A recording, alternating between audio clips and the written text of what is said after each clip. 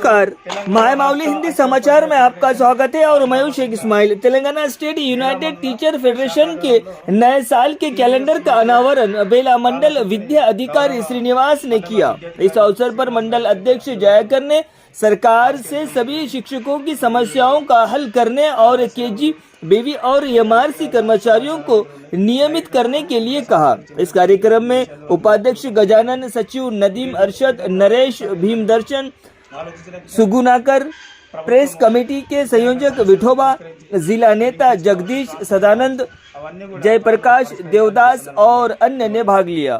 तेलंगाना राष्ट्र ऐक्य उपाध्याय फेडरेशन आदिलाबाद जिला बेला मंडल శాఖ ఆధ్వర్యంలో టీఎస్ యూటీఎఫ్ కాలసూచిని గౌరవ మండల విద్యాధికారి శ్రీనివాస్ గారి చేత ఈరోజు ఆవిష్కరించడం జరిగింది।